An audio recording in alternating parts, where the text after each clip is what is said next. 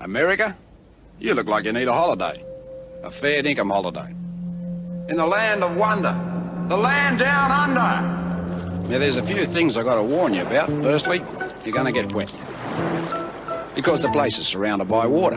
Oh, and you're going to have to learn to say good day. Because every day's a good day in Australia. G'day, Paul. G'day, love. Of course, you'll have to get used to some of the local customs, like getting a suntan in the restaurant, playing football without a helmet, and calling everyone mate. Thanks, mate. She's right, mate. Apart from that, no worries. You'll have the time of your life in Australia. Of course, we talk the same language. Although you lot do have a funny accent.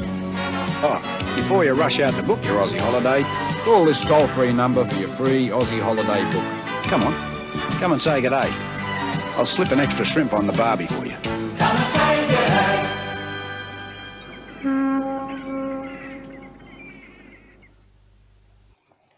Welcome in, everyone. Oh, damn, mate. Hang on, give me a second. Okay, now I'm right. Welcome in, everyone. Welcome in, Camilla. Welcome in, Ariel, Mr. Hemi, Grover, Charlotte. Good to see everyone in here. That is so cringe. That has got to be one of the worst ads that was ever made. I can't believe how bad that was. And no, don't believe hoax. We don't call them shrimps. We call them prawns. Welcome in, Sheila and Artemisa. Now, I was tossing up which thing to start with. I have a few new things today. I will be asking for assistance to choose one song. So I'm going to just play one of these for you for starters before we launch in.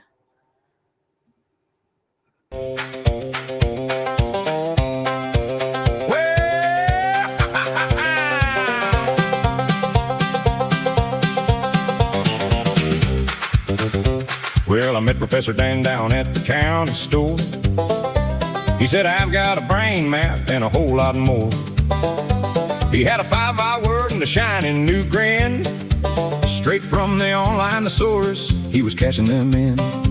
He said, vivid means cheap and opaque means clear. I said, damn, that ain't right. He said, I learned it this year. He talked so slick, you'd swear he knew the town, till you listen real close and the meaning fell down. He could tell you all about a polygraph test, every wire, every needle, every puff in the chest, what the sweat on your palm means, what the blink of your eye, how the little machine knows if you're telling a lie. He described it in detail, every minuscule part, but the facts went missing like a hole in his heart. He was accurate sounding, but that's where it ends. A mile of good spelling in a yard of no sense. And he leaned right in like he had the cure for every old problem a person endures. Psychobabble, he'd murmur, I know how it goes. Then he'd trip on the jargon from his head to his toes. Professor Dan, oh, Professor Dan, he reads one page and he thinks he can. Professor Dan, oh, Professor Dan, all that noise no understand. Oh, Professor Dan. Professor Dan. He's an expert on hounds and the scent in the air, on police line chalk and a flashlight glare, on search and rescue where the mud runs deep, on the way a lost soul breaks and the secret won't keep. He'll talk addiction, trauma, ADHD, like every psychiatrist calls him up for free. Doc, what's your advice? He'll say with a grin, then he'll answer himself before the truth gets in. Professor Dan, oh, Professor Dan, he reads one page and he thinks he can. Professor Dan, oh, Professor Dan, all that noise no understand. Oh, Professor Dan. Oh, Professor Dan. Well, he's got every answer in a digital pile, but the more he explains it, the less it feels like he's got confidence, sure, and a dazzling pose, but he's mixing up wisdom with the words he chose.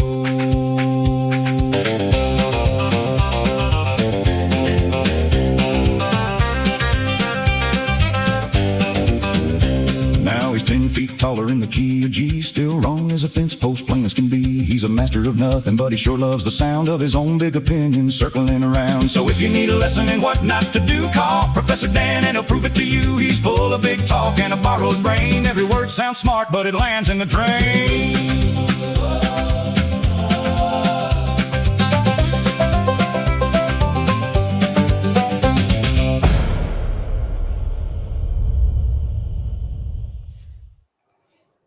Okay, now we can move on.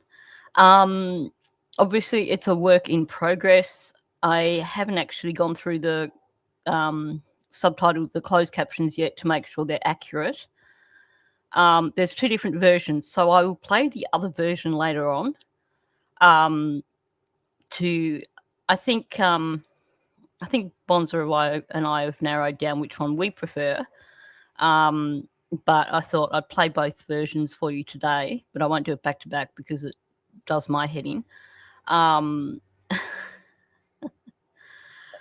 Oh yeah, I should have put that line in about his drug abuse disorder being in remission. I really should. Well, that's a good idea, Karen. And welcome in, by the way. Welcome in anyone who I haven't said welcome in to.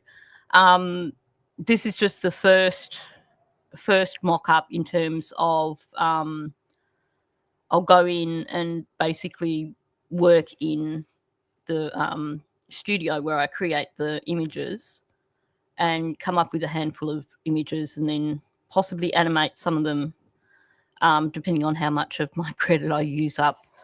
I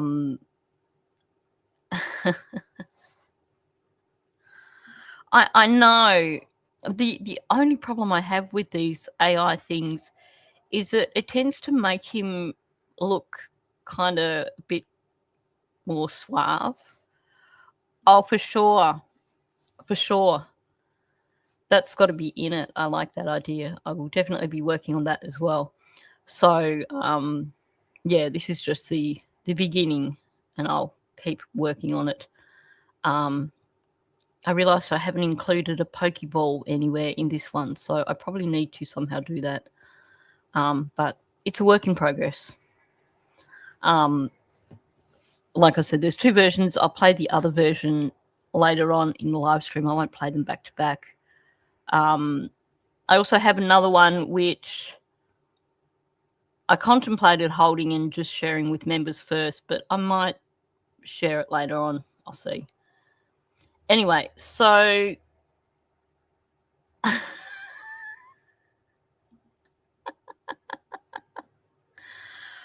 oh yeah, Karen, can you jot these ideas down and just email me, please? Because you know that by the end of the live stream, I will have forgotten these suggestions.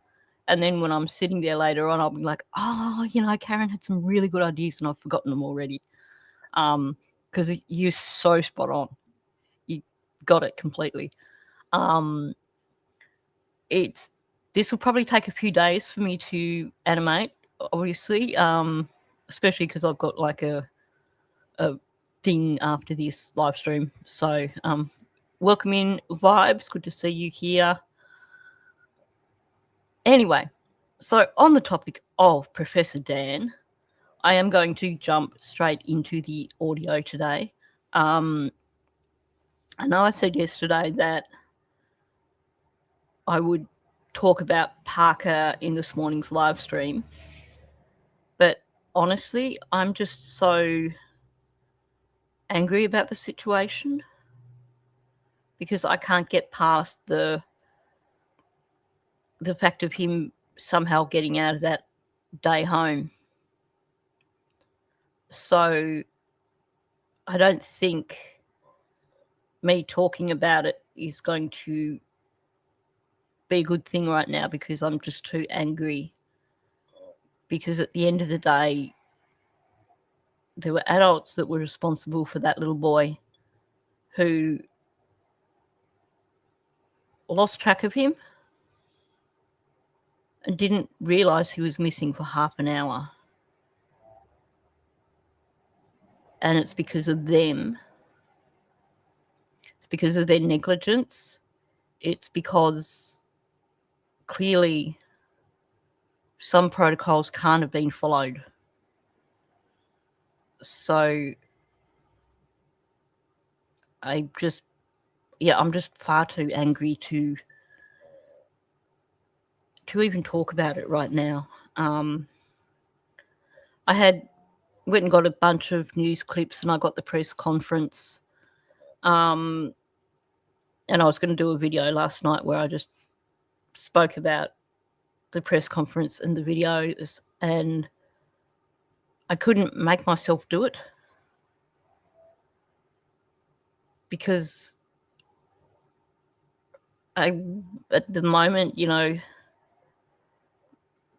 it's too much.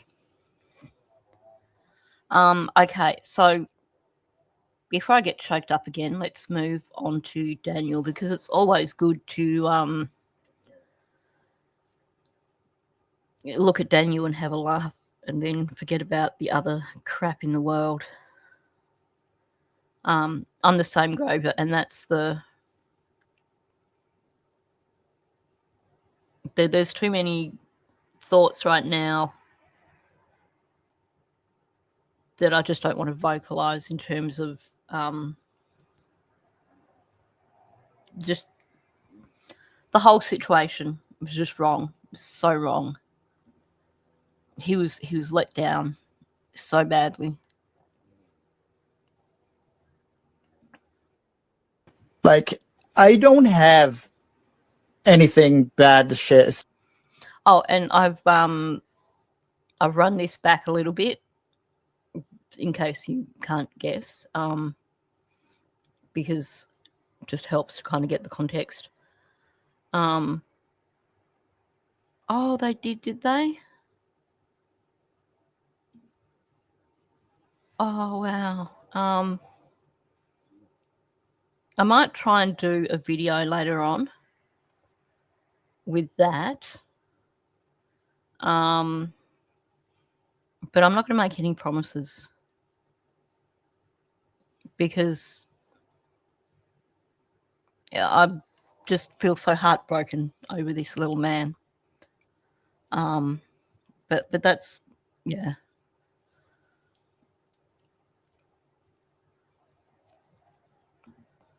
Anyway, moving on. It was Wade. Wade said that Daniel had a green tint to his skin, and he thought it was the drugs. Yeah. Such a heartbreaking situation. I just hope that there's a petition which I should be mentioning as well.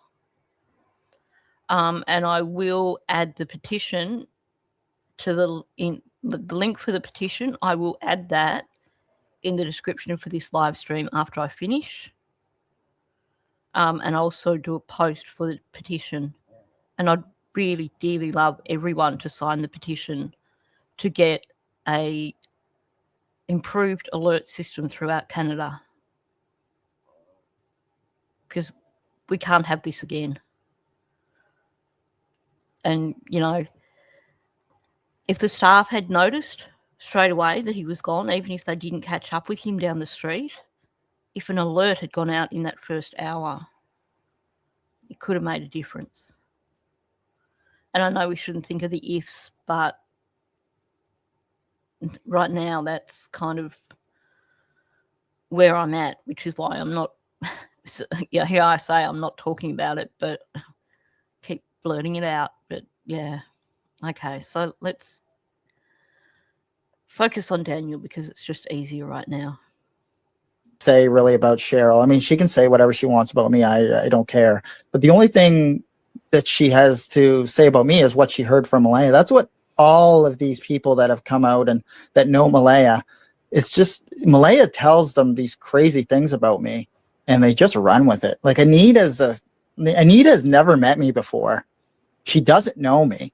Mm-hmm. But yet she just goes on about all these random things that are just crazy. Like Malaya's a prostitute. Daniel pimped out Malaya. Daniel drugged Malaya. Like what? Like these are all just massive clickbait shit because, I think like Anita's main thing is she seeks validation.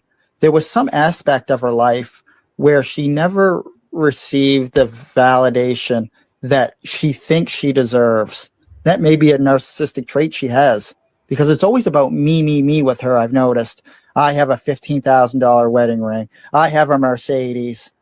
All this other stuff is Well- always about her. Yeah, he's showing his professor side right now. Well, apparently so. I suspect that very few of these conversations that Anita claims to have had occurred, though.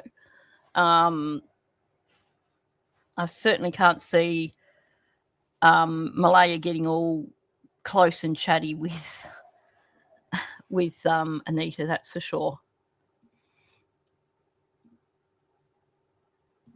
He does every time. Every time. He can't help it. Look, what Daniel is enjoying here is putting the spotlight on someone else. Putting the spotlight on someone who is actually a more extreme version of him. Because what he's describing here is the character traits that he's pulling out when he talks about Anita is him. Aside from the $15,000 wedding ring, which we know is a $3 ring from Temu, which isn't even a wedding ring because she's not even married. But, you know, we'll forgive her that, won't we? That's the least of her lies. Yep. So 100% the whole Darbo thing. And right now, I mean, he's loving being able to throw shade on people.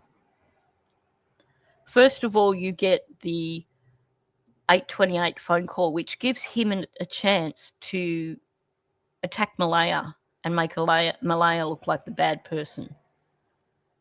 And now the topic changes to Anita. And you'll notice that Daniel and Janie both love talking about Anita because they can put as much crap on her as they like, and they know that people will accept it because people see exactly what a scammer she is.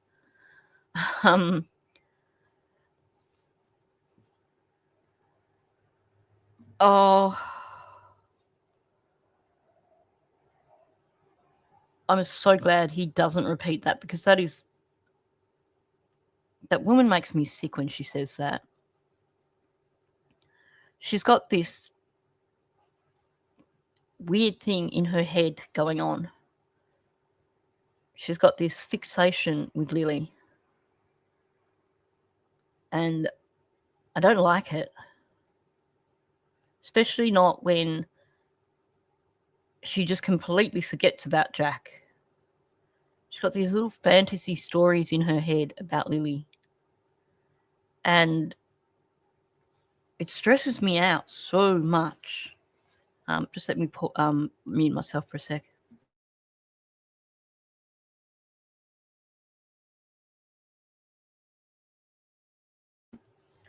Sorry, I had to have a little bit of a cough. I've had issues with my asthma the last couple of mornings. The moment you get a bit of frost, it's like suddenly the asthma kicks in. I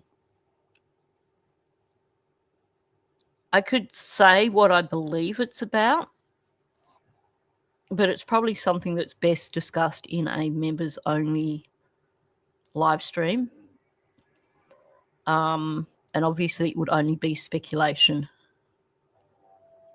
But I don't think she's really talking about Lily when she gets into this mode of Lily did her job. But I'll leave it at that, and I might do a live stream for the members at one point where I do discuss the psychology of it. Now, obviously, I'm not a psychologist, but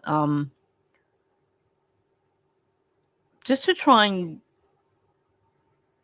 give people a bit of an understanding of where I think all this is coming from. Anyway, so he's reveling in crapping all over Anita. We all love to crap all over Anita because she's such a scamming, well, she's Scam-Anita, says it all. You know, the scary thing is, he's correct. I'm just going to run it back a little bit because I stopped before he finished that whole bit. So just run it back a few seconds. And we'll listen to the whole thing that he says about Anita. And then I'll address it. Is she seeks validation. There was some aspect of her life where she never received the validation that she thinks she deserves. Malaya, like what? Like these are all just massive clickbait shit because, you know, I think like Anita's main thing is she seeks validation. There was some aspect of her life where she never received the validation that she thinks she deserves. That may be a narcissistic trait she has because it's always about me with her. I've noticed. I have a $15,000 wedding ring. I have a Mercedes. All this other stuff is always about her. And I think she just likes that people are acknowledging her as a person. Maybe I need to create some sort of YouTube short with him saying it's all about me with her. Yep, Daniel, sure. I'm glad you recognize that with Anita, because it's not about you at all when you talk, is it? Although I think the difference is that with Daniel, it's not so much about seeking validation because in his mind, he's got the validation. So I think there's a difference there. Because in his mind, he believes he's got the validation. He believes he's Professor Dan. He knows it all. Everyone should accept his word because he does know it all. And he's never wrong. Anita, it's possibly not validation, but attention. It's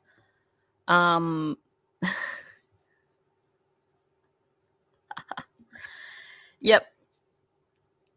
That's, you know, when you're a professor, you've got to publish, especially if you've got tenure. So there's an expectation to publish. So that's what he must be working on right now. He's working on a paper on the psychology of Scam-Anita.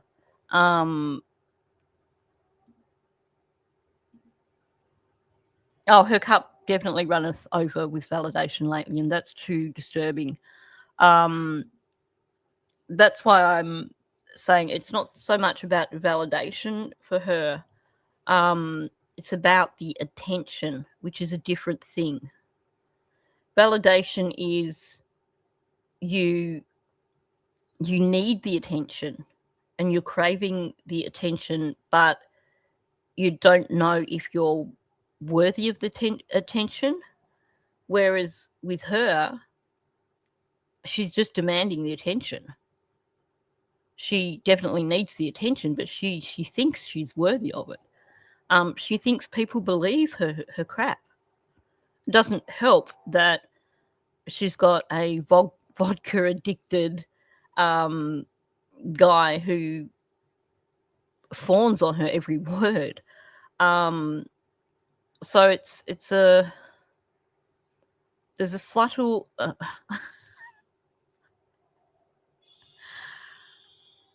okay, talk about brain leak, and I hope most people didn't catch what just came out of my mouth. Moving on. Yep. That's what it is.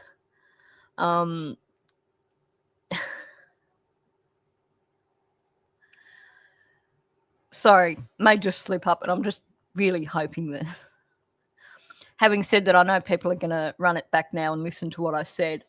And I'm just going to leave it in there.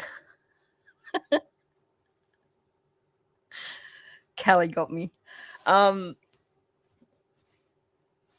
Okay, we're off to a good start today. That right there, folks, is an example of leakage of the brain throwing out something that should not be said.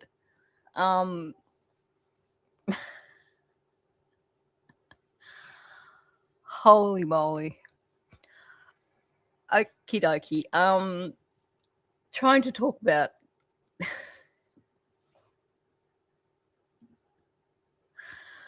oh dear. It's just going to be one of those days, isn't it? It's just, I think I set the mood with that Daniel video and it's just going to go downhill from there.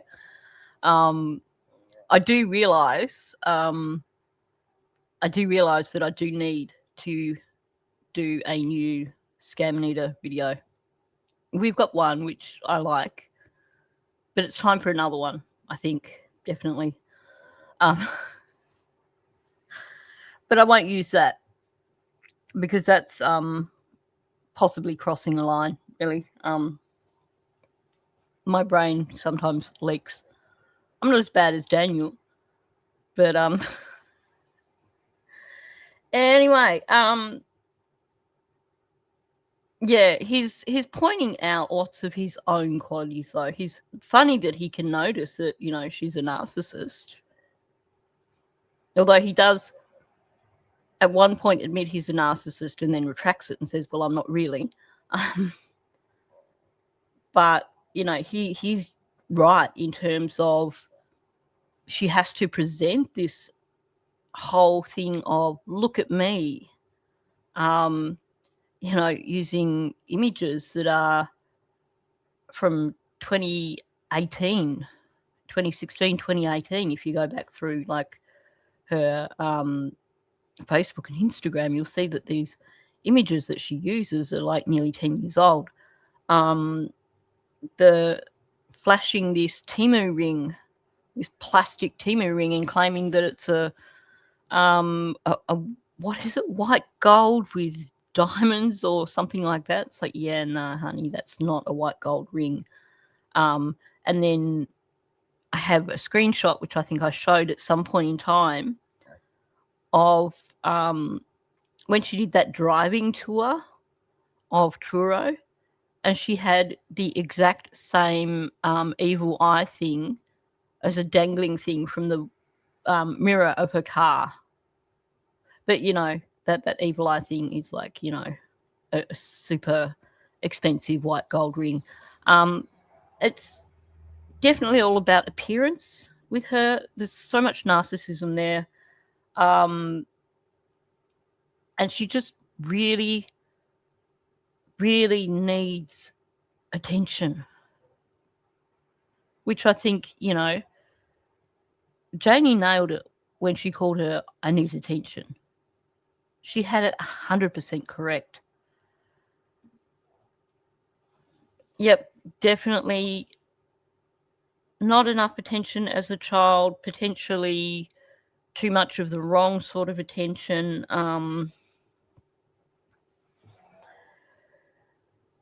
Definitely some childhood issues there. Definitely some mental health issues going on.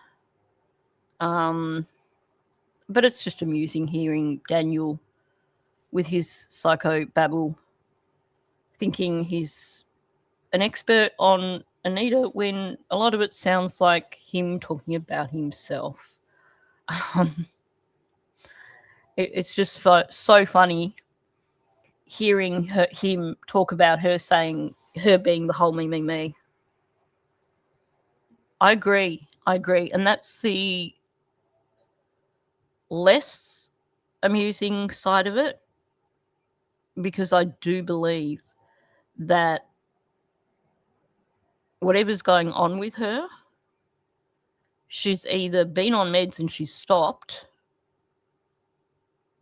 or she's, whatever it is, something has triggered it off and she needs to be on meds. And that's not me joking around. That's me being serious. I haven't listened to that live stream in over a month. But there are some real standouts when you listen to things she says, and I just think, holy crap. You know, she has the potential where this could escalate into something dangerous. But I'm not going to go down that track right now. We need to be focusing on Daniel. Welcome in, Ernestine. Okay, so a little bit more from him about Scam Nita. She lacked that aspect of validation growing up, or her childhood, or adulthood, or male validation, or just social validation in general. Daniel, do you take responsibility for Jack and Lily missing? This is going to be a narcissistic thing that I'm going to say. That I'm going to say no, because I spend every morning that I don't work laying in bed with Meadow sleeping. Okay, and I will run a little bit of that back. Good on Sunny. Who's doing this? This is Sunny. I've put the wrong banner up. Okay, seriously need to get my brain working today. Okay, that's the right banner. Suddenly went, hang on, that doesn't sound like Charmaine. Good on Sunny for just throwing this at him out of the blue. Do you take responsibility for Lily and Jack missing? Now, he's just been accusing Anita of being a narcissist, and straight up he says, no, this is going to be a narcissistic thing. And he says, straight out, he says, I'm going to say no. Welcome in, Sher. Good to see you. Note that before he even gets to know, he's got to do all this preparation. Because his brain isn't going to let him just outright say, no, he doesn't take responsibility, because he knows that's not actually the truthful answer. So you get this whole, the narcissistic thing first. And he says, I'm going to say 3 times. It reminds me of Jen Soto with every time she's about to come out with something that's not so truthful, she says, I want to say. And I think this is very similar. I think if you translate what's going on in his head, it's, I'm going to say this, but it's not actually the truth. Yep, exactly. Did everything. He got them ready for bed. He got them ready for school. He got their breakfast of the morning. He nappy changed them. He taught Jack how to zip his zipper. Malaya didn't do anything until now. And I will talk about that more in a sec. But he's working his way up to saying no. Because he can't just outright say, no, look, I don't take responsibility. That's all on Malaya. Because it's not truthful. In his head, he knows that he is 100% responsible for Lily and Jack being missing. So you get the I'm going to, like 3 times, I'm going to say 3 times. And he's like, I'm going to say answer, however. He can't even spit it out before he says no. So you've got the repetition, you've got the immediate deflection onto Malaya. And of course, here's where he's going back to the original narrative of they were in bed, the children went missing.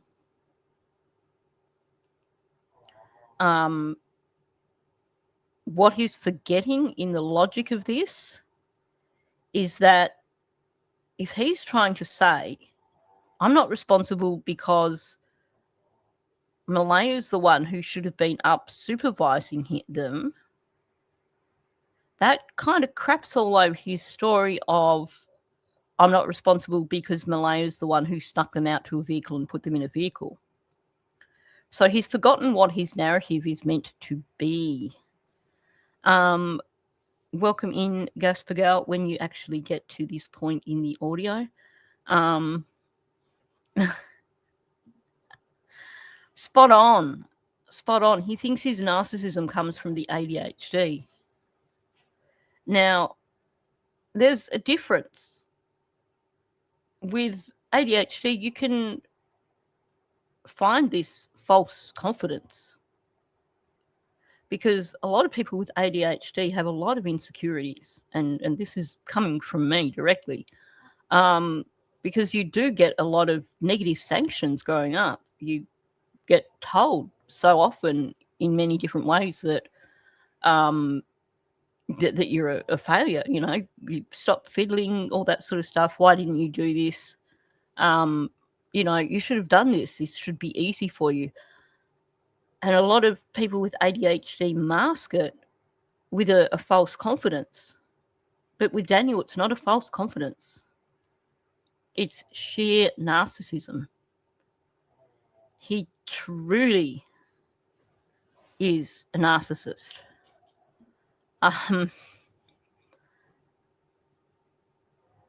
Exactly. For me, that's the big thing that shows me that he does not have ADHD.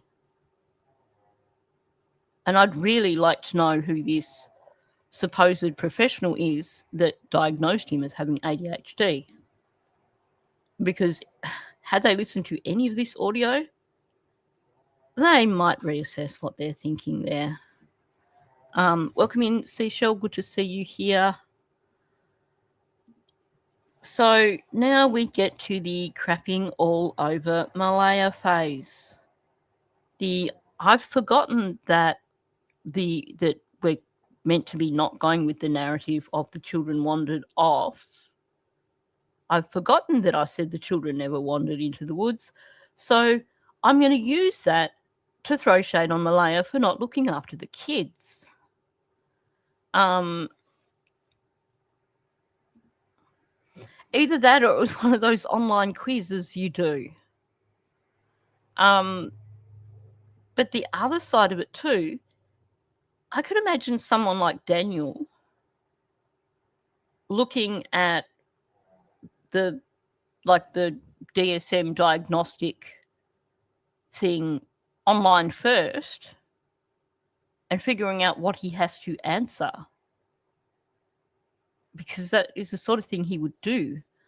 But certainly there's a lot of online quizzes these days that people do and then go, I've got ADHD. But there's so much more to it. Bingo. You've hit the nail on the head. It's not ADHD. It's years of mathematics that have just destroyed the dopamine receptors. It has the same effect as ADHD. That the dopamine is absorbed far too quickly, far too readily. There's none in reserve. So you're just constantly trying to get that new dopamine hit. Yeah, that's all in remission now. Of course it is. Yep. Of course it is. We all believe that too. Oh dear, he's so full of it. Really, really is truly full of it.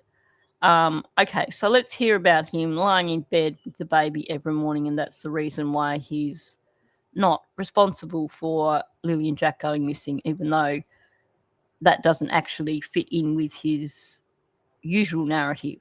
This is going to be a narcissistic thing that I'm going to say. Answer it, however. That I'm going to say. No, because I spend every morning that I don't work laying in bed with Meadow sleeping because Meadow needed to get as much sleep as possible because she was only a year and a half old.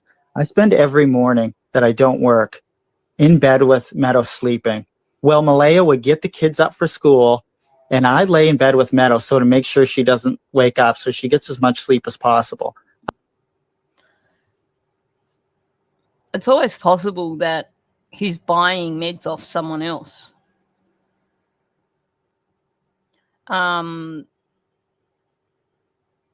Because, you know, that happens. I would be surprised, very surprised, unless it's someone with possibly less than great ethics. Oh yeah, convenient, isn't it? Right before Lily and Jack went missing, that's when he just cold turkey. No more addiction issues. You know, because that's how it works, especially when you're a mathematician.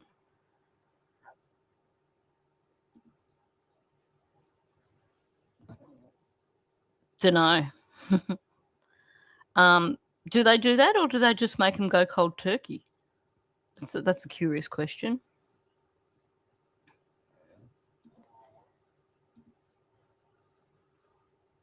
Yeah. It's like wake up and I just lie in bed with her. He's forgetting all his stories. His stories just do not fit together. Now,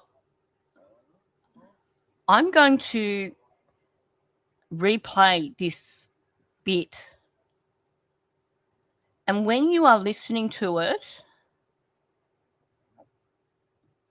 pay attention to the way he's using tense.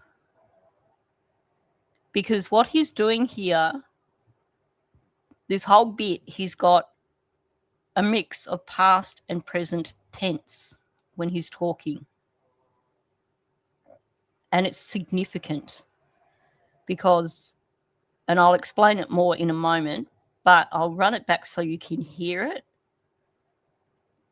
So pay attention to when he's talking in present tense and when he's talking in past tense.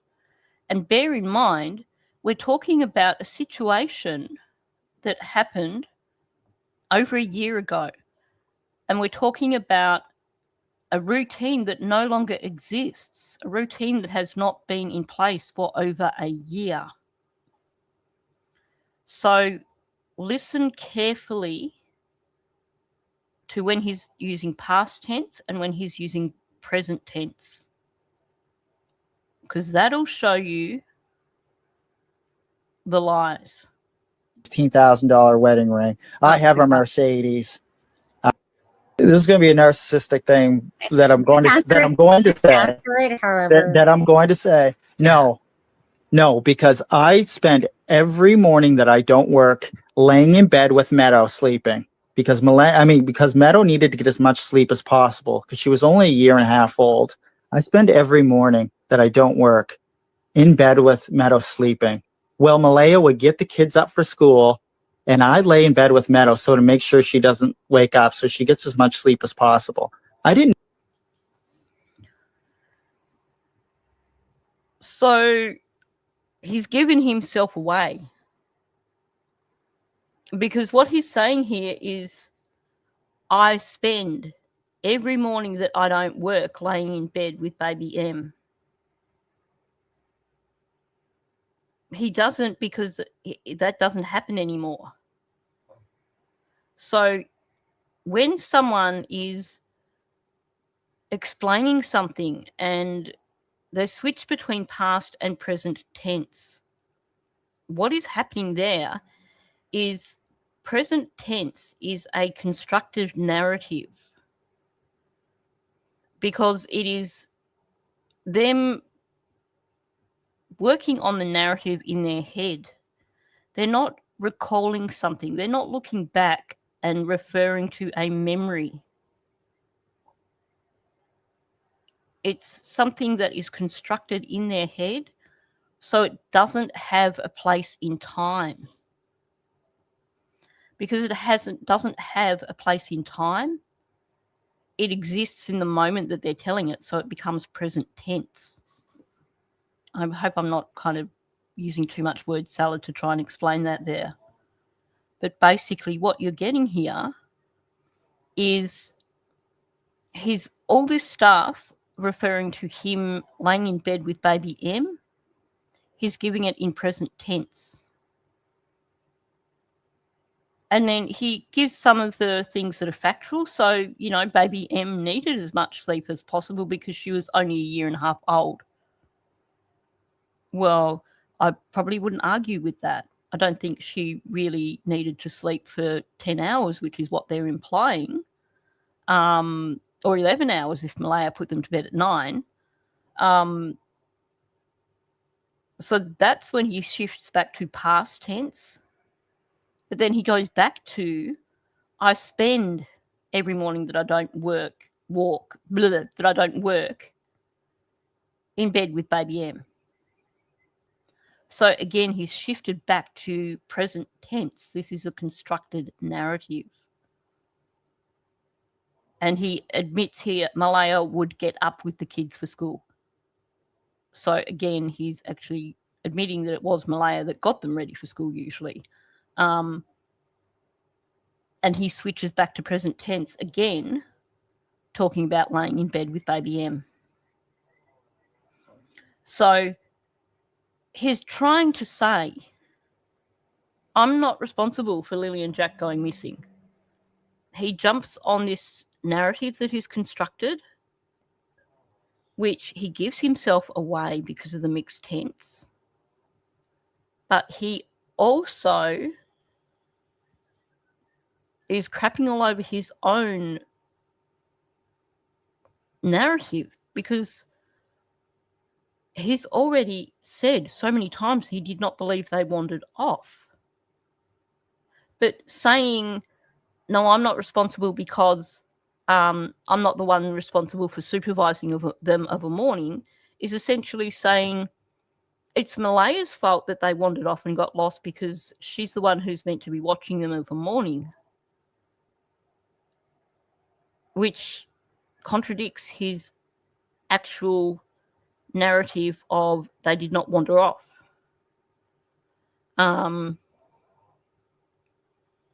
Wow, that's impressive, Kelly. Very, very few people could go cold turkey. Very few. I doubt Daniel could, that's for sure. Daniel is nowhere near the person that you are. Let's just establish that.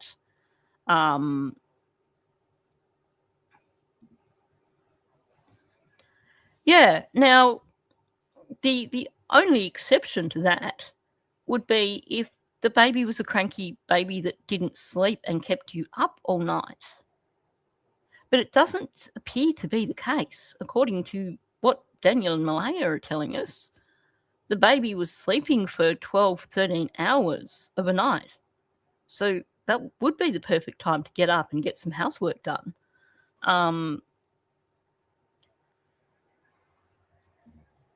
Yeah, it also well and truly contradicts his story that he did everything. He's the one that got them up and got them ready for school. He's the one who gave them breakfast. He's the one that fed them. Even though we later hear that, Malaya apparently is actually a good cook, which is, one point to her.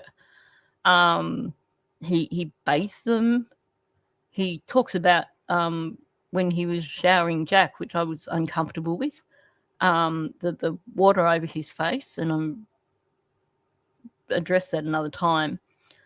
He's the one that potty trained them, but apparently now none of that happened, and it's not his fault because the children clearly wandered off, and it's all Malaya's fault because she wasn't out of bed supervising them.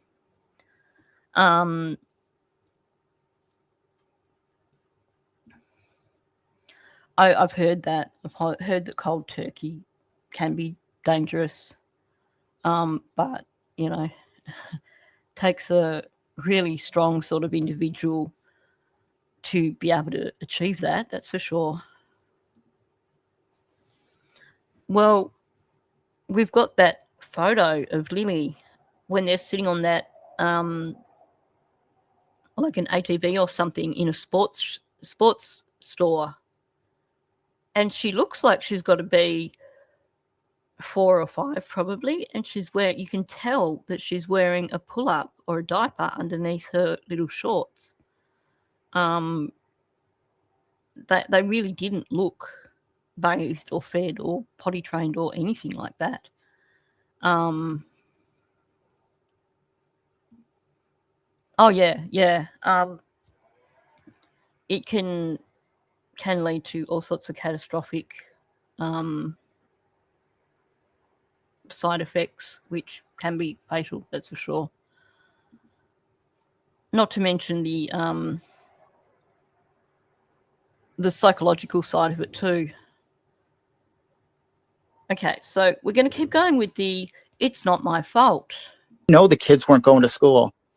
I said that right off the bat. I said that to commander of operations of search and rescue. Like, I wouldn't have kept the kids home that day. Lily popped her head a couple times into the room. She didn't have a cough. She didn't seem sick.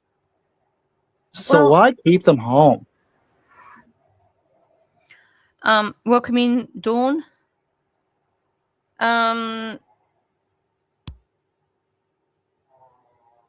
Sorry, that's my brain just trying to think in terms of the documents. I'm trying to think when it was, which particular date it was that he told the commander of search and operations or whatever that he wouldn't have kept the kids home that day, because I do remember reading it in the documents.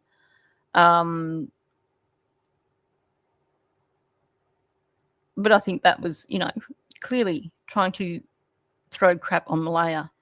And I wouldn't be surprised if, when you look at the dates on the documents, that it's going to come up as that he said that after Malaya left.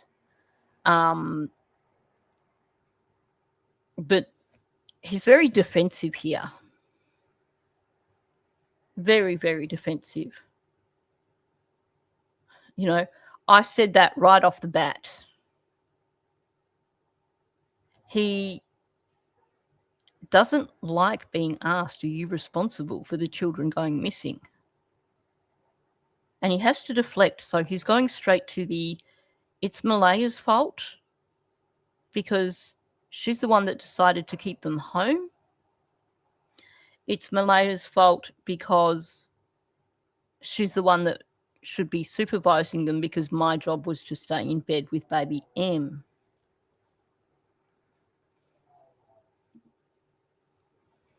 Yep. Lily popped her head in several times.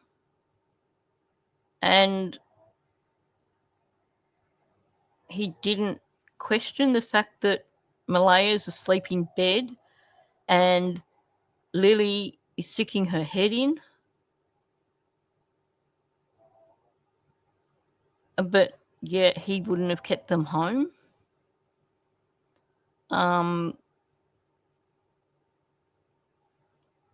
It's, yeah. Sorry, I was reading chat at the same time and got slightly sidetracked. Seashell, there is the video for Parker, the tribute that I made. I dropped it out yesterday, kind of in the evening, as just a single video too. I'm guessing it didn't get out into the algorithm because it's not been really viewed by many people at all. I will add the link for that. But yeah, I the tribute video for Parker is out there as a separate video. Welcome in, Princess Pillow. Good to see you here. Welcome in anyone else who I haven't greeted.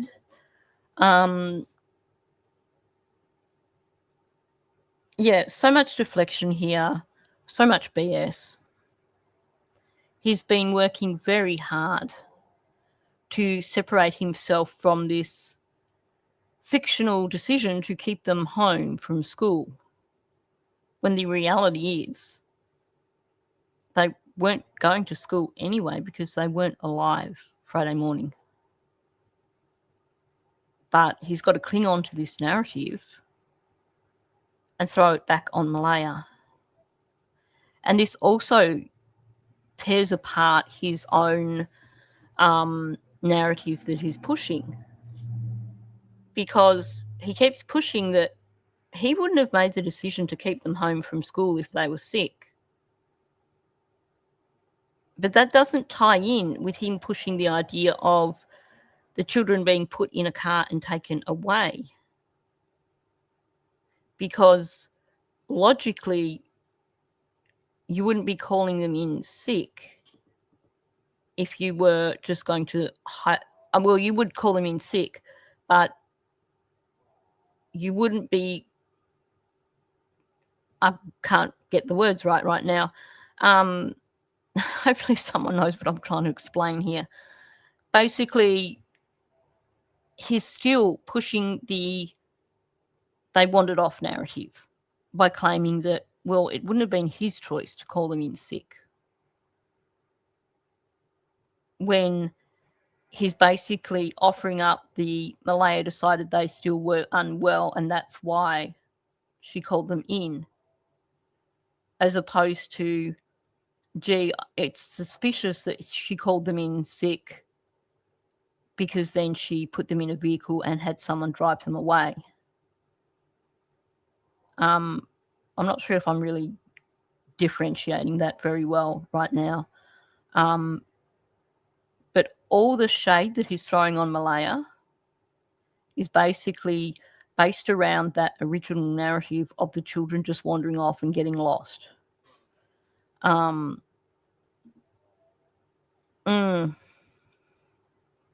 Yeah, he's like totally desensitized. Yep. They're all innocent. Of course they are. Totally. 100%.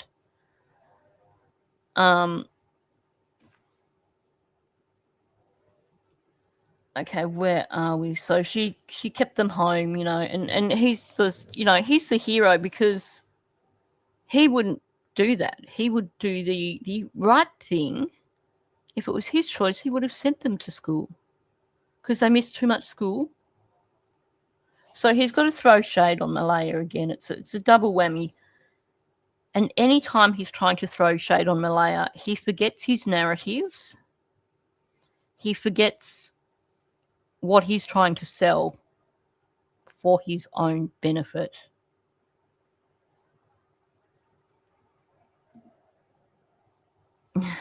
Yeah, who knows what he thinks now? He needs a bit of time to come up with a new story, apparently. I would hope that RCMP have got all of these, because according to Chris McDonough, the RCMP have got some really, really good statement analysts. And we know that in one of his interviews, Rob McCammon did mention statement analysts. So, if they've got all of this, they'd be laughing.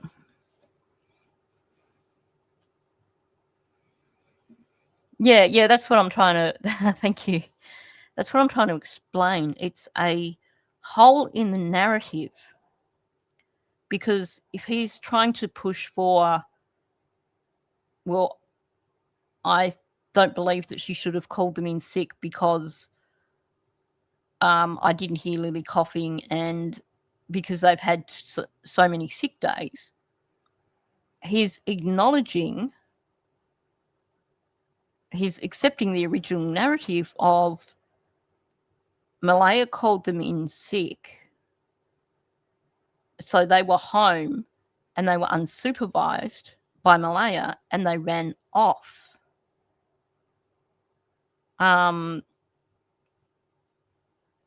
So this is ADHD in play right here, people.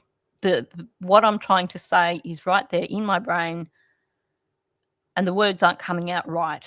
But essentially it's a massive hole in his narrative. Because it's going back to the premise of that the reason they were called in sick, the reason they were called in was because Malaya thought they were sick, and that because of that they wandered off.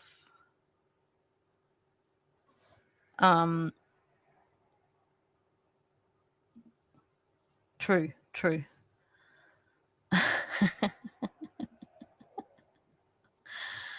Oh heck yeah, and a bib.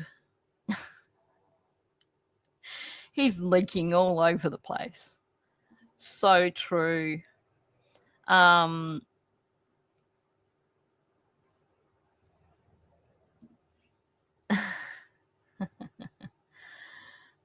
dear. Yep. Okay. This is probably a good spot for me to play the second one. I haven't decided between these two Daniel versions yet, but I'll play the second one now just for a bit of a brain break for me. I'll put that up first. Did he think people would stalk? Oh, yeah, I do think so. That's a good point. He was doing everything he could to get people to throw shade on Malaya. And if people stalked her, that was good in his opinion. Okay, so here's the second version.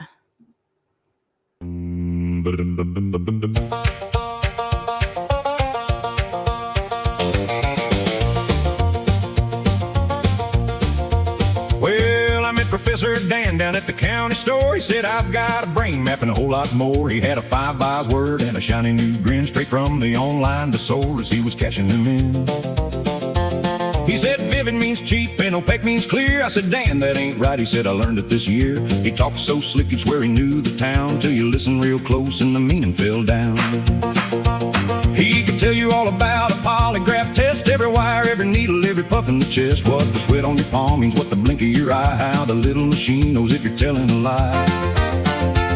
He described it in detail, every minuscule part, but the facts went missing like a hole in his heart. He was accurate sounding, but that's where it ends, a mile of good spelling and a yard of no sense. And he leaned right in like he had the cure for every old problem a person endures. Psychobabble, he'd murmur, I know how it goes. Then he'd trip on the jargon from his head to his toes. Professor Dan, oh Professor Dan. He reads one page and he thinks he can. Professor Dan, Professor Dan, oh Professor Dan, Professor Dan. All that noise, no understand. Professor Dan, oh Professor Dan. He's an expert on hounds and the scent in the air, on police line chalk and a flashlight glare, on search and rescue where the mud runs deep, on the way a lost soul breaks in a secret won't keep. He'll talk addiction, trauma, ADHD, like every psychiatrist calls him up for free. Doc, what's your advice? He'll say with a grin, then he'll answer himself before the truth gets in. Professor Dan, Professor Dan, oh Professor Dan, Professor Dan. He reads one page and he thinks he can. Professor Dan, Professor Dan, oh Professor Dan, Professor Dan. All that noise, no understand. Professor Dan. Well, he's got every answer in a digital pile, but the more he explains it, the less it feels like he's got confidence, sure, and a dazzling pose, but he's mixing up wisdom with the words he chose.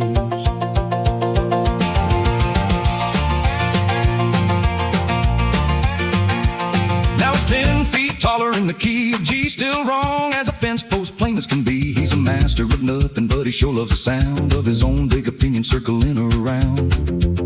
So if you need a lesson what not to do. Call Professor Dan and he prove it to you. He's full of big talk and a borrowed brain. Every word sounds smart, but it lands in the drain. Professor Dan. Oh, okay. I don't know why that's cut off like that. I must have screwed up. But you get the gist anyway. I'm kind of leaning towards the first one, but I think I can be convinced by people in terms of preference. I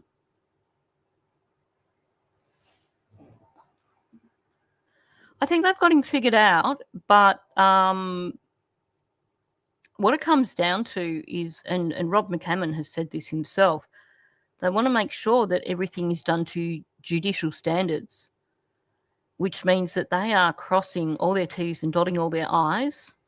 And I also believe that the charges that have been brought against him, when you hear someone from RCMP talk about what happened to Lily and Jack as being a fundamental wrong, that to me says that they believe that it was something violent. I get tight in the chest when I talk about this sort of thing. I believe that these charges against Daniel are something that they want to be able to use as part of a prosecution to prove a history of anger management issues, a history of violence, and possibly also in connection with his addiction stuff. It does feel like it's too long, but I do feel that they're just being really thorough and really trying to make sure that when charges are laid, that they are going to get a conviction. It's frustrating for us, but there's a lot that's got to go on behind the scenes. They've got to convince a jury beyond reasonable doubt. And part of that means that any possible scenarios that could be used to create reasonable doubt have to be thoroughly investigated and laid to rest. So if there is any sort of alternate theory that a defence team could put forward and say to a jury, you can't convince him because you can't be 100% sure that this alternative isn't possible. They've got to make sure that they've investigated any other possible options, because otherwise the defence will run with it. But they've also got to have enough, especially in a no-body case, they've got to have enough circumstantial evidence that, for starters, if the defence decide to have something, they might look at something and say, we want to argue that this is not going to be admissible in court, and they come up with a good reason. It can destroy a case if you haven't got enough circumstantial evidence. If the defence come forward and manage to get something made inadmissible that is like a pivotal part of your case. So it's got to be strong enough to stand up to any sort of challenges like that in the pre-trial period. There's a lot of hard work that goes into getting it to the point where it can go to a jury and where it can get past all the pre-trial challenges and things like that and still convince a jury. But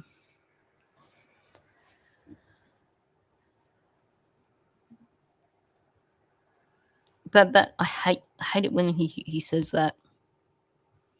And I hope that they find them.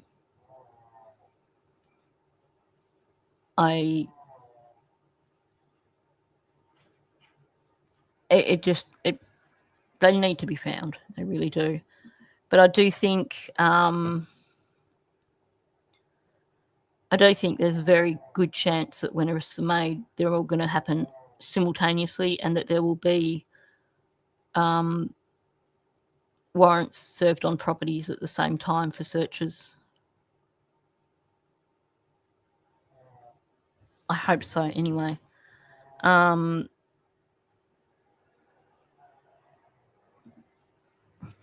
me, it does. It sounds like it. You would be... Thanks for coming in, Teresa. Good to see you in here. You would be hoping that they would be found. To come across as so cocky, especially when he says, well, I've got to be positive.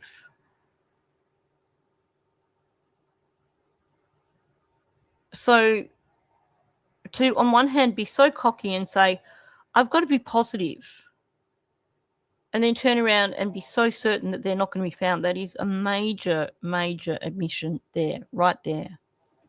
And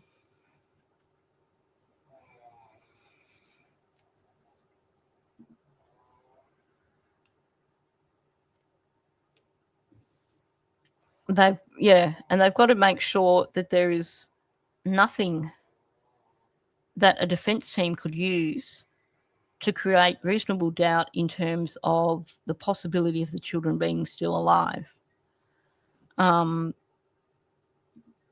Nobody who is not involved, I think that's a double negative. If you didn't know what happened to those children, if you weren't involved, you would not be confidently saying they will never be found.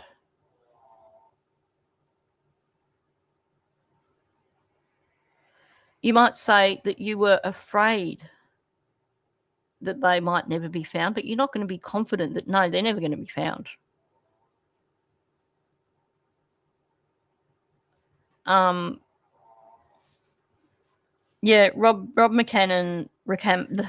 McCammon referenced that again recently in his most recent one, and he said, essentially, we told you a year ago that we believe they were deceased. He's kind of made it pretty clear that that's what they believe.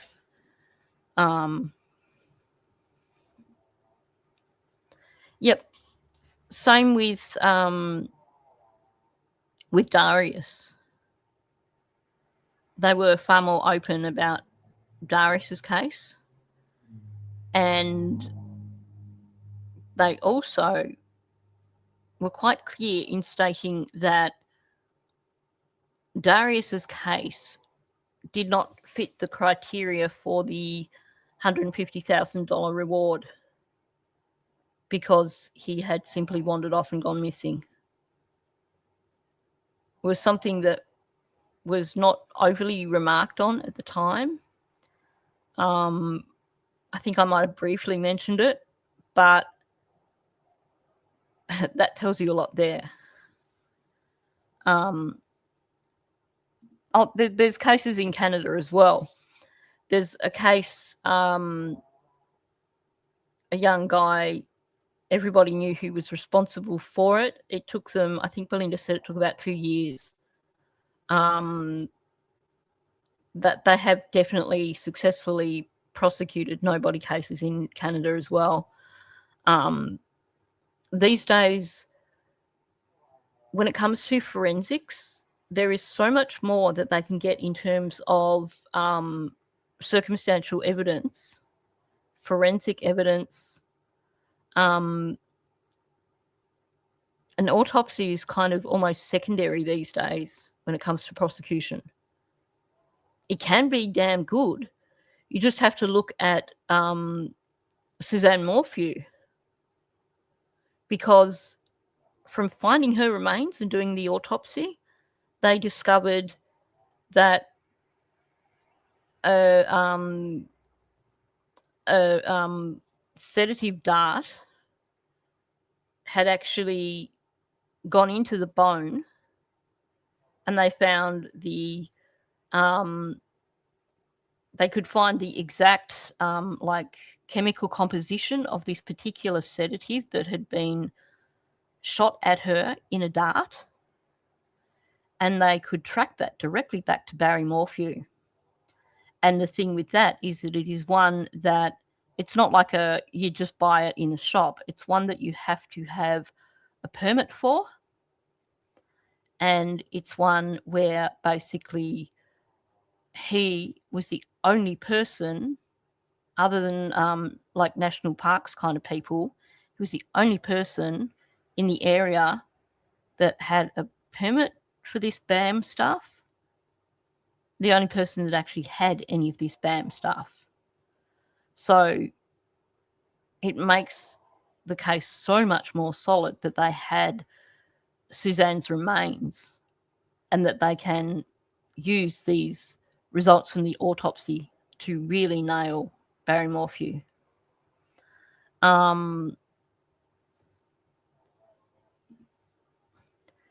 Exactly. It takes longer. Things would speed up immensely if they happened to discover Lily and Jack's remains. If there was any evidence from their bones, because sadly now they're pretty much only going to have some DNA samples. I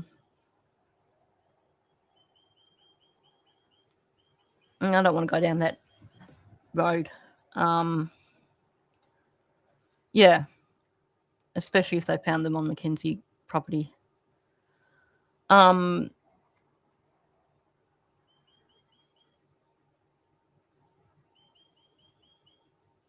think their bones will tell a story.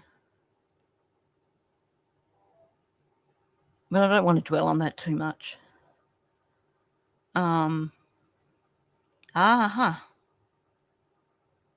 Thank you, Cool J. Jennifer Hillerpenny. I've heard of this. I haven't actually looked into it. No-body conviction, 4-year-long Mr. Big operation. Yep. And sometimes it takes that. When you don't have a body, when you don't have solid evidence from an autopsy, you've got to make sure you convince a jury with solid circumstantial evidence. So it does make a lot more work and it takes longer. But I do think it can be achieved.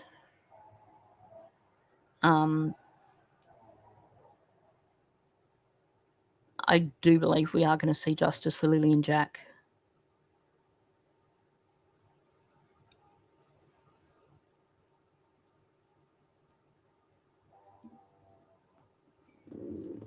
Now, that's the other thing too, Seashell. It's quite likely that the RCMP found more than what we know. All we've been told about is the piece of blanket, the boot prints on the pipeline, and Daniel crowing about the boot prints or boot print, depending on who you listen to, in the driveway. You have Daniel in those early days constantly saying, I'm surprised they haven't found more evidence, like he expected them to do so. You have Janie talking about the boot prints in terms of that they were supposed to be found.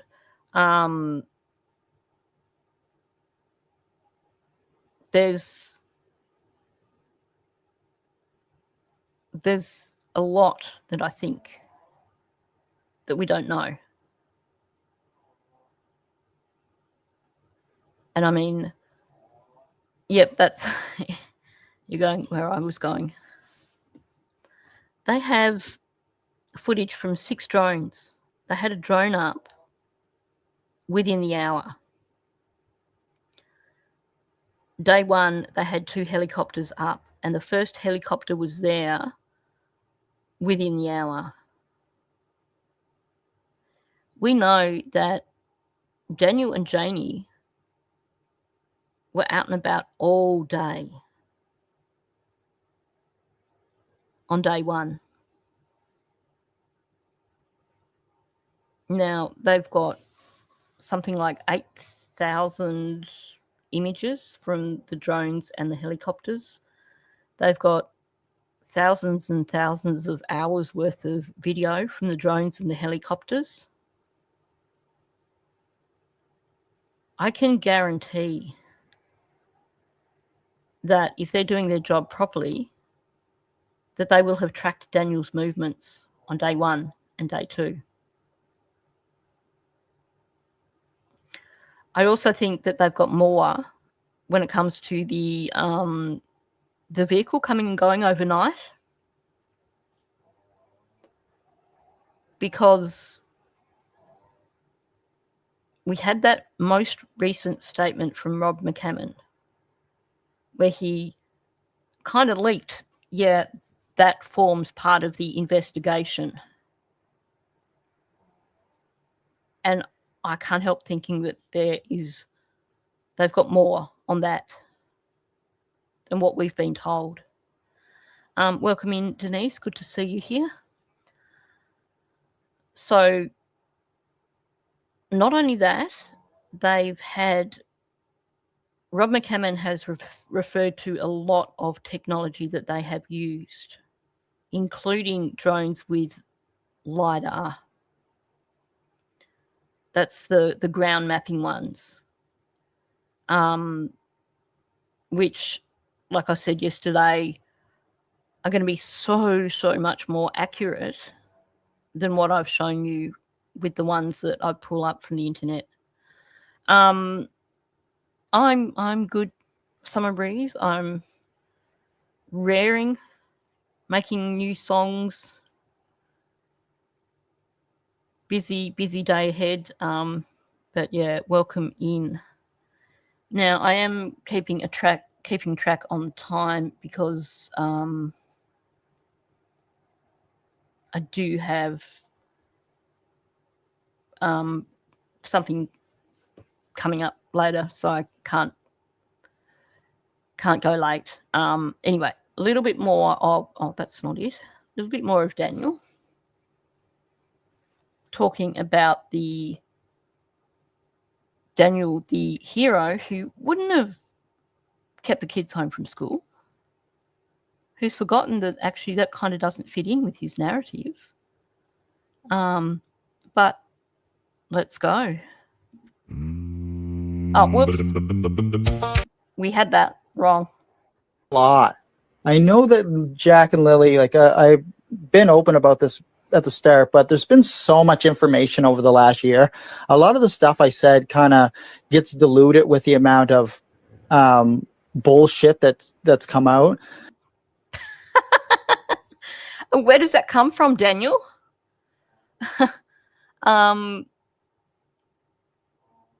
Oh, I haven't had a chance to check out those. I haven't checked out my email this morning. I will look at them. I'm not sure if I'll be doing a second live stream today because I'm kind of got stuff going on after this live stream. So I may not have time to prepare for a live stream for this evening, which would be tomorrow morning your time. So at this point, I'm going to say no. If I get organised, I might, but I don't think it's going to happen. Here's a clown. Here's a clown.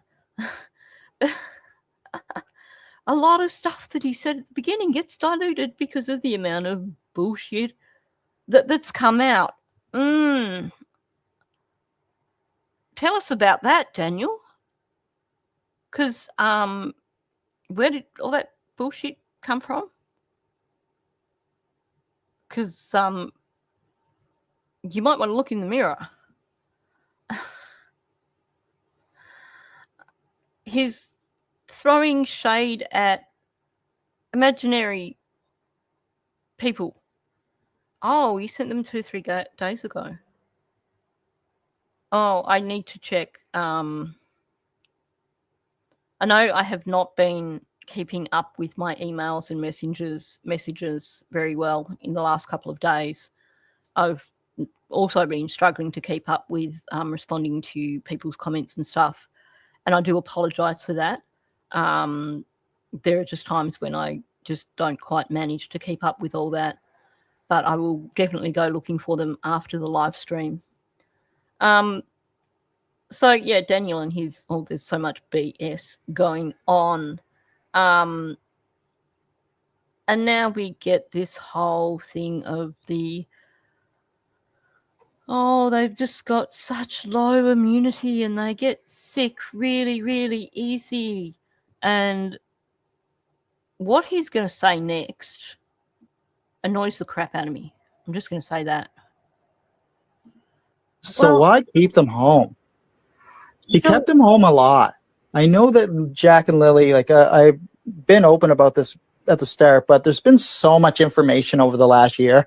A lot of the stuff I said kind of gets diluted with the amount of bullshit that's come out.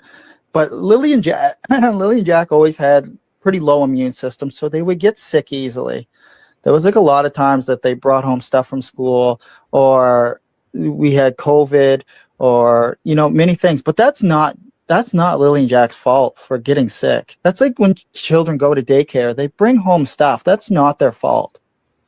It was never their fault for not going to school. We've got a new part to the narrative. Daniel has heard people talking about him and Janie victim shaming. But because he's a narcissist, because he doesn't understand empathy, he doesn't really have a full grasp of what people mean when they talk about victim shaming. So what's he grasping on? Oh, it's not their fault that they got sick. It was never their fault for not going to school. It's a two-pronged thing. Again, it's throwing crap on Malaya, but it's also a response to people turning around and pointing out that him and Janie have done so much victim shaming when it comes to Lily and Jack. Yeah, exactly. He doesn't understand how empathy works. So it's just a case of he knows that at this point, this is where he's got to try and act like he's got some empathy. So he's just now introducing this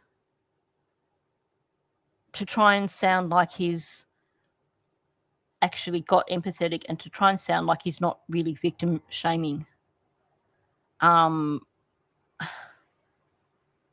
Such a good point. Yep. How many times did you keep them home from school because of the black eyes, Daniel? Because I'd like to know that. It's deflection from him completely. He's welcoming Belinda. Good to see you here. Oh, that is such a good point.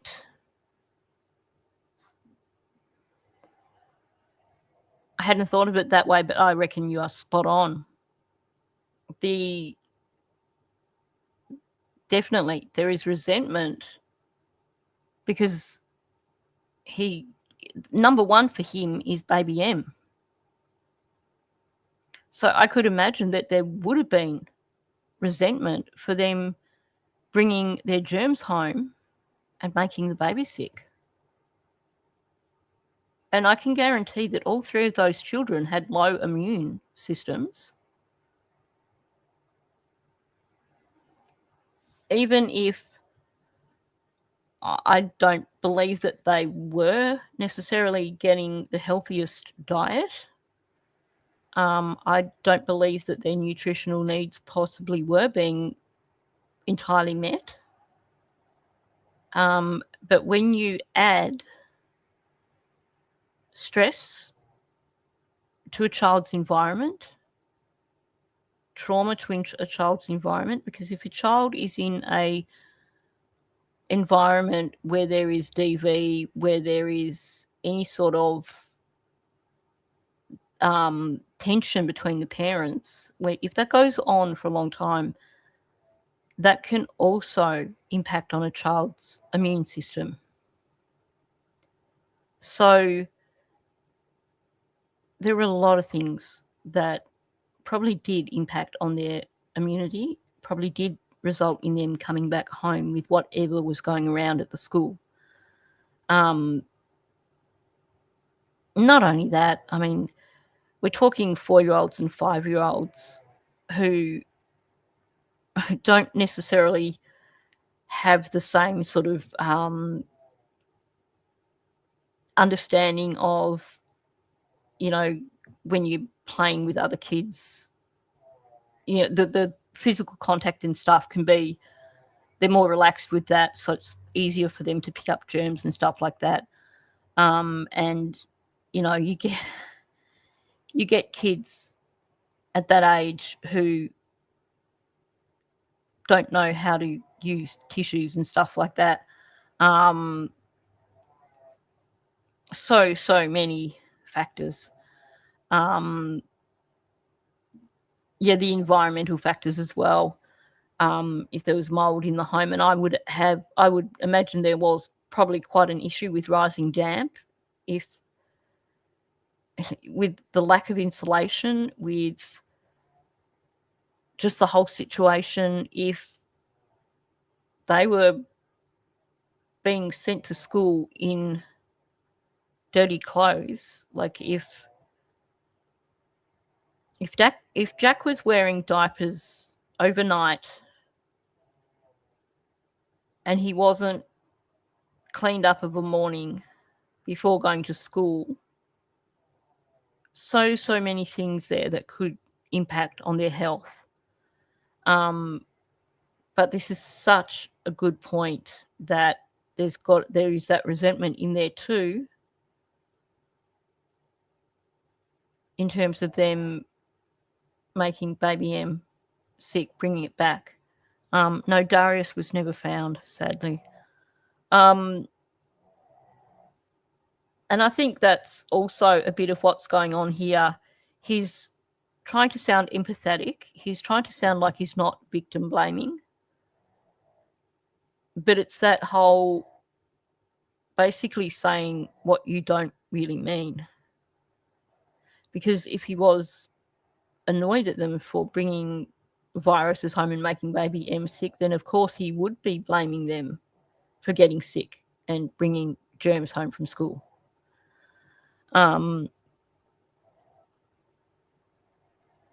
Anyway, I just remove that a little bit more. want to stop before we get to the Tonka truck thing, because I want to go through that one with the documents, because that one is a very curious one when you look at what was said.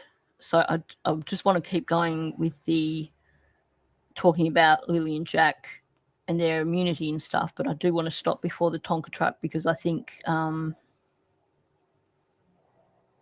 anyway, moving on. A lot of times they were sick.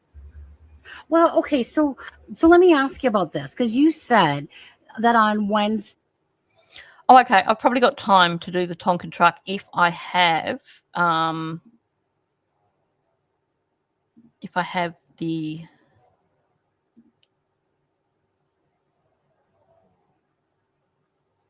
dang it. Okay. I'll discuss it, but I will also start with it again tomorrow. Because this one we need to look at alongside what's been said in the documents. But it's on my iPad and I can't get it from my iPad to my MacBook for some reason while I'm live. So we'll go through this and then I'll tackle it tomorrow. Day that Lily got a black eye from leaning over, I think, a Tonka truck or something like that. Yeah. And Yeah, I can explain that situation. You continue and then I'll explain it. Straight onto it. I can explain that situation. You continue and then I'll explain it. Straight into defense mode. Not laughing about it and going, well, this is hilarious. You should have seen it happen. Wasn't good for Lily, but it was just one of those situations. No, it's straight up to defense. I can explain that. Red flag for me. The moment he jumps in and says, I can explain that. That's the first thing he's worrying about here. Not about the actual thing that happens. I mean, children hurt themselves. Thank you, Summer Breeze, very much appreciated. Children hurt themselves. They do things that, they fall over. They land on things. You don't become defensive and say, I can explain that. If it's an accident, because you don't need to explain it, because children do have accidents. They run too fast. They don't look where they're going. They tip up a Tonka truck and hit themselves in the face with it. Personally, I don't think that ever happened. And when I go through this alongside the documents, I really don't believe that happened. Yes, it's something that can happen. I believe that he is talking about something that did actually happen to someone sometime in the past. But I don't believe that happened to Lily. But I will tackle that more tomorrow.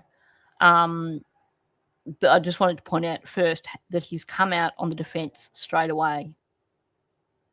Yeah, well, what I was going to ask about that is, I mean, was that in any way, shape, or form why they were not in school? Because no one's really talked about that besides you. Yeah, I mean, I was the only one. I brought that up, yeah.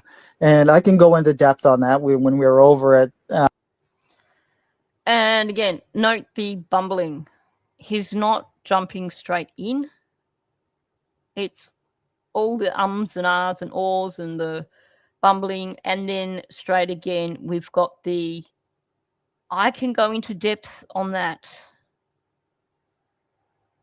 He is stalling, even though he knows the narrative.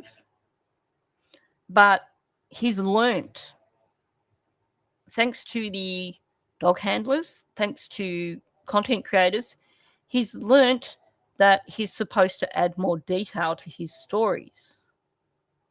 So he's stalling here to come up with more details. But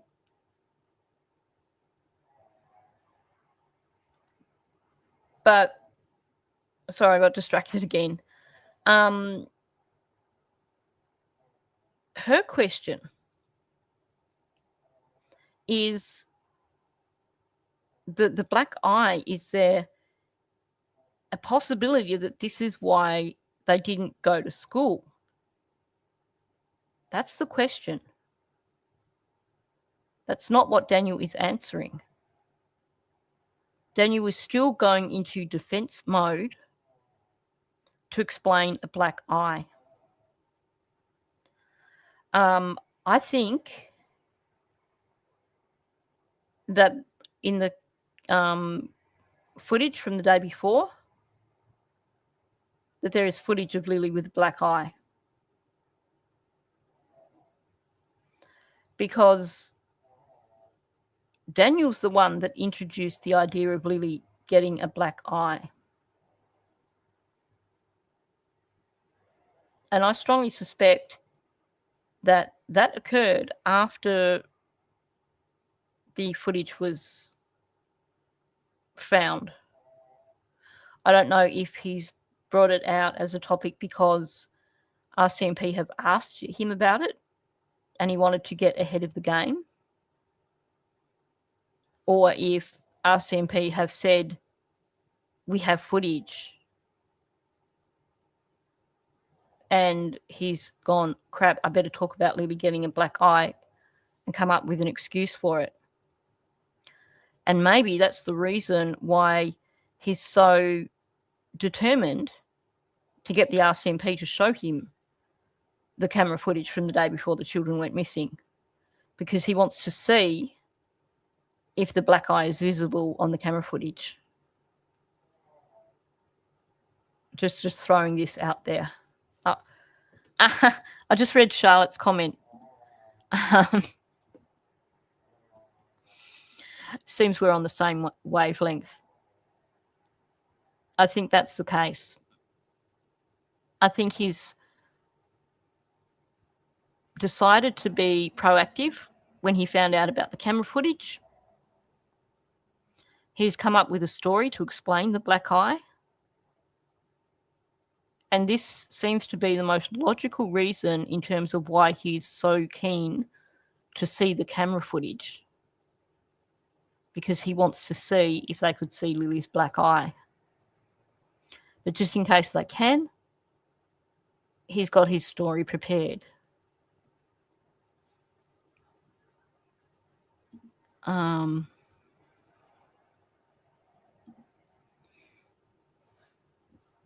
I think it comes down to the camera footage. But there's also a possibility of the bones telling stories like this. I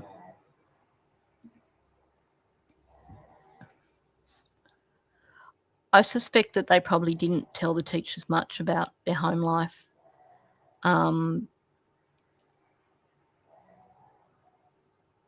I think at that age,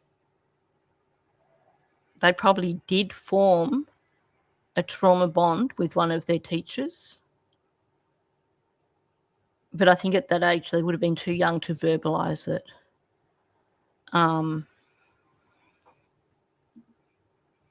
I agree. I think that the bruising was visible. That's why it hasn't been released. And that's why Daniel is desperate to get hold of it.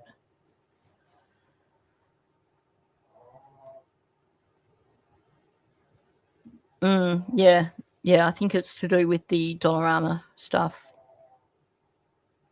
He's worried that they've got footage that shows Lily's black eye. And maybe there was more than just a black eye. Maybe he's put out the black eye story and he knows there's additional injuries, or maybe Jack's got injuries as well. And he wants to see what shows up on camera. Yeah. Yeah, exactly. They're not going to release it if there's any evidence of violence at all. True. It would show if he's wearing exactly the same clothes the following day because he didn't go to bed. Good point. Okay, so he's going to explain the situation. Patty's house, and like the big yellow Tonka trucks. There was like a big yellow dump truck, and if you push down on the back of the dump truck, the truck flips up, and they're the metal ones, right? It flipped up. I mean, Patty was sitting right in her leather chair, like she always sits in the living room. Me and her were sitting there. I think this might have been when Malaya was at the DMV or wherever she happened to go. Okay, so he's gone into more detail here. Like I said, he's learnt from his discussion with the dog handler that just saying that they were playing and the truck flipped up and hit her in the face. Yeah, exactly. Only if you've got your face right in front of it.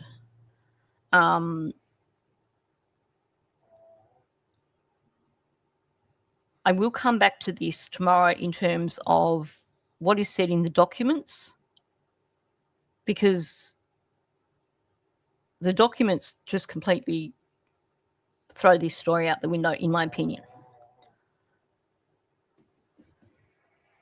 He's introduced here that Patty is sitting right there in her leather chair like she always does. It was her and me just sitting there. He's introducing a witness who's not going to verify his story, but whose existence we're supposed to believe means the story is real. The story is real because Patty's there. We're supposed to put aside critical and logical thinking here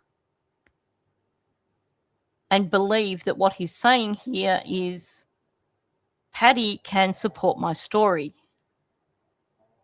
But he doesn't go that far because he knows that's stepping into a territory that is dangerous, because he doesn't want anyone to actually approach Patty and ask her to verify his story.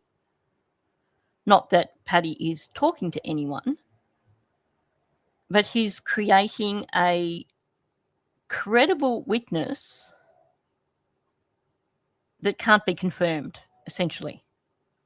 It's the same strategy that Durwood has used a lot, and Daniel's adopted this strategy.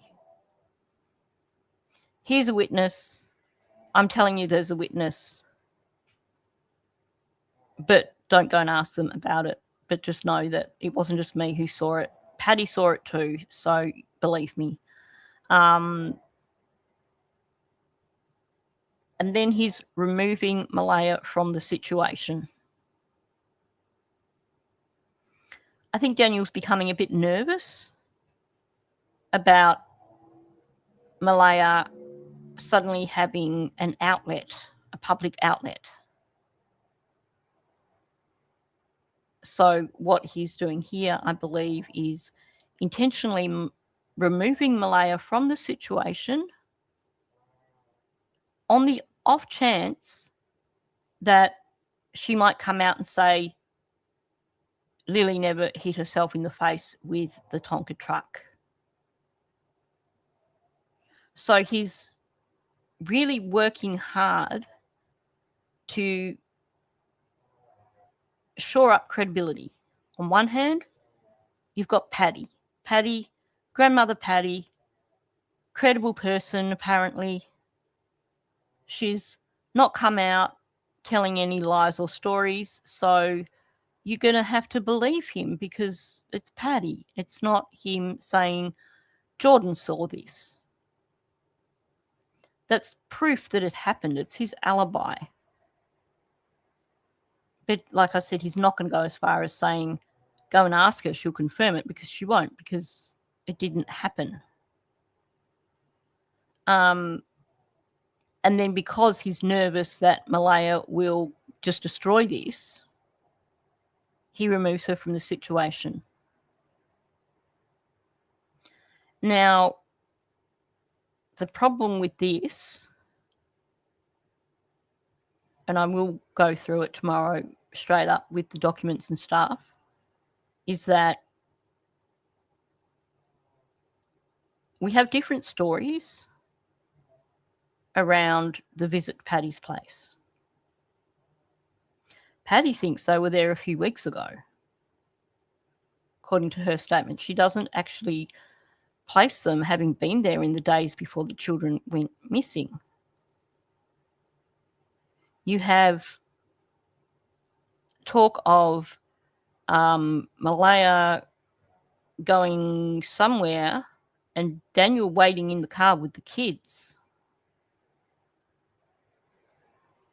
Daniel himself says that he waited in the car with the kids. I think Malaya might talk about going somewhere and leaving Daniel at Paddy's with the kids, but I can't remember. There's no mention of a Tonka truck. But the stories, what you see in the documents, don't give any confirmation of this story. Yeah, I think that's probably the case as well. Because when you look at Paddy's statement, Daniel doesn't feature. I think it was normal that if they went to Paddy's that Daniel would wait in the car.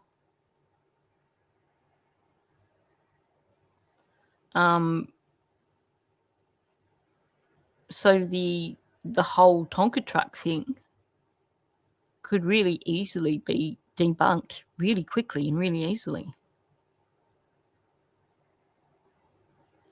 Anyway, I'm going to wrap it up there. I know it's slightly shorter than usual.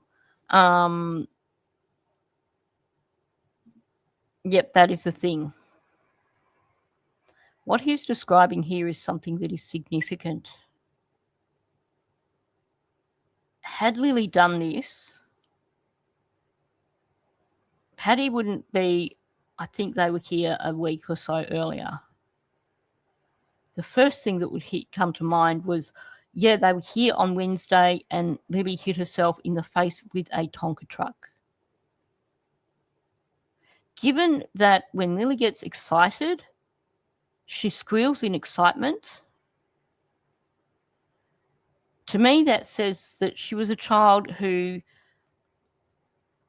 couldn't necessarily regulate her emotions all that well so that they would leak out. So a child that is going to squeal in excitement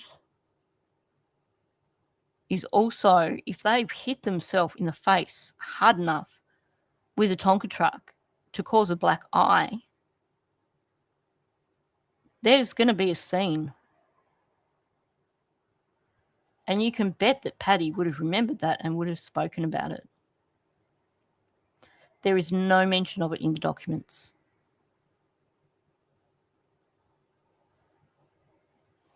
%, she would have been in a flood of tears.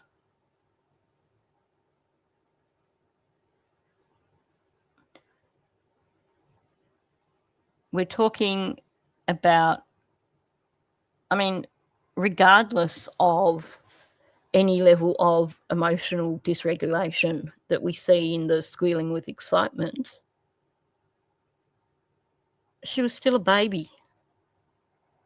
Who wouldn't, at that age, have a complete meltdown if you hit yourself with a Tonka truck hard enough to the point where it came out in a black eye the next day?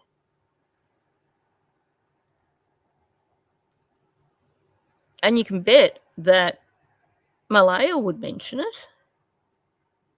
Even if she wasn't there, even if she was out getting the plates for her car,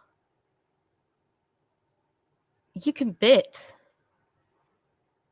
What is a little girl going to do when she's hurt herself? Mum's not there. Mum gets back. She's going to straight away have another meltdown because it's the body's way of, or the mind's way of seeking the comfort from the maternal figure. So even if Malaya was out, Malaya comes back and they've calmed Lily down,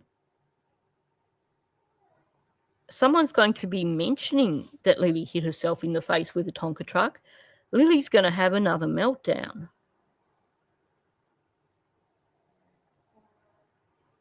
It's just natural. It's the way it happens. It's the way the brain is wired. But there's no mention from Malaya of any of this.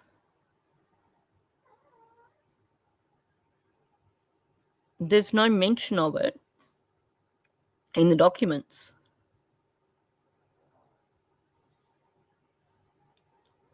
And not only that, they were told on day 2 that the baby couldn't be on the property, that the baby had to be removed from the property. Wouldn't you want to be upfront? Daniel's so very upfront now over the Tonka truck. If they were suddenly looking at you very closely and you knew that one of those missing children had a black eye, wouldn't you bring it up? Wouldn't it be in the documents?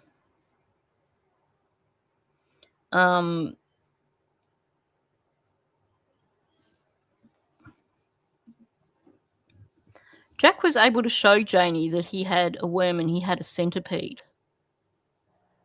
But apparently he wasn't close enough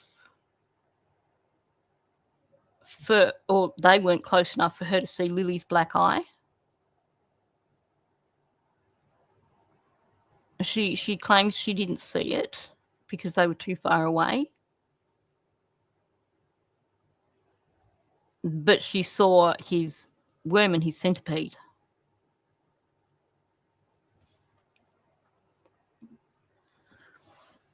Well, when you look at the wording from Cindy and Malaya, neither of them actually confirm that she saw them on FaceTime. And Daniel himself, I think, has destroyed that narrative as well, which I'll do in a video because I think it's something that I need to go into step by step again. Daniel has destroyed that part of the narrative. Janie has destroyed that part of the narrative. They have all destroyed each other's narratives without realizing that they are doing so.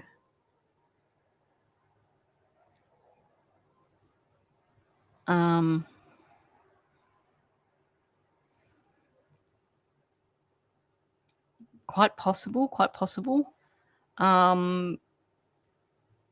But then Daniel's really confident that the children won't be found.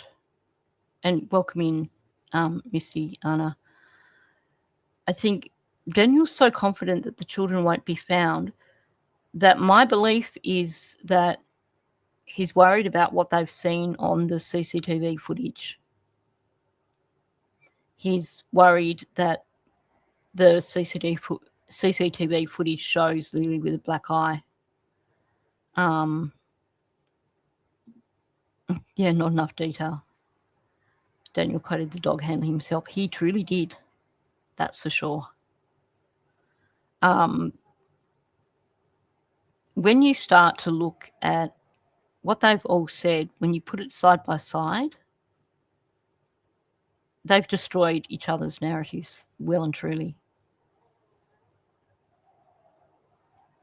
everything from Thursday afternoon on just falls apart.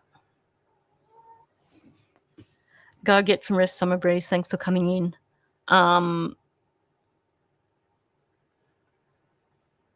Yeah, I think that's what the situation is, Charlotte. That's for sure.